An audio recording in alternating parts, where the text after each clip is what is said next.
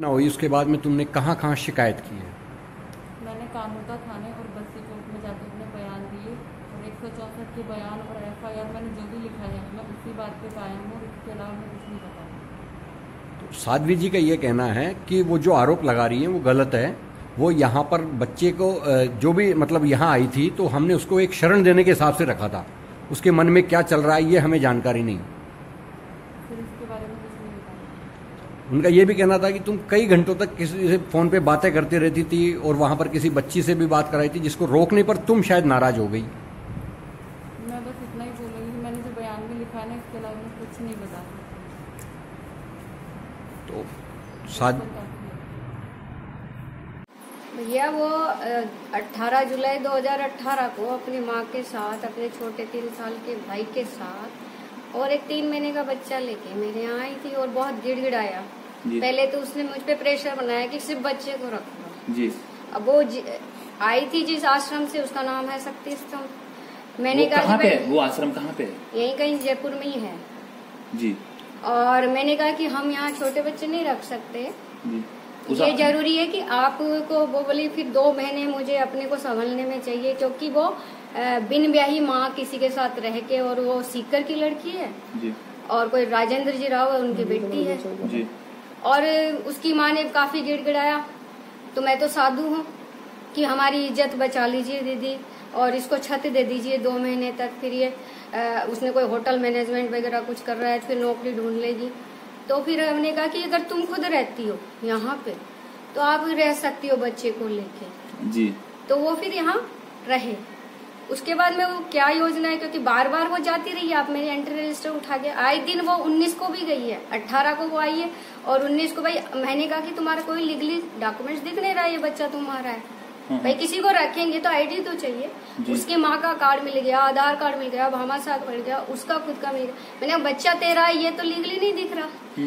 तो फिर वो 31 जुलाई को फोटो स्टेट किए हुए लीगली जो टीका लगाते हैं उसमें सिर्फ बेटे का नाम था अंश, उसमें कोई माँ का नाम था नहीं, कुछ नहीं था। फोटो स्टेट पे उसने हाथ में लिख रखा था कि मैंने अपने बच्चे का आधार ये टीकाकरण का पत्र प्राप्त किया। और वो कोई मैडम के पास बार बार जाती थी कि मेरा केस चल रहा है, मैडम के पास जाना है, केस चल रहा है। अभी किसकी योजना है?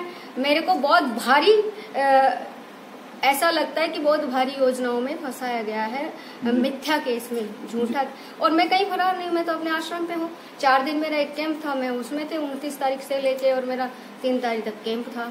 फिर मेरे अलग अलग कार्यक्रम है। परसों ही आप उठा के देखिए, परसों ही मेरा एक कार्यक्रम बोराज में हुआ है।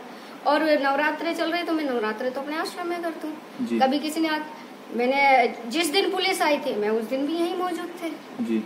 मैं तो नहीं गए कहीं पे जी जी। पर ये दिव्या ने ऐसा क्यों किया? अब आप देखिए, जो लड़की पहले से ही किसी के तो वहां तो उसने कुछ नहीं किया, सीकर में तो उसने कुछ भी नहीं किया जी। और मेरे पे समलैंगिकता का लगा रही है। तो ये उनकी मानसिकता वो क्यों कर रही है?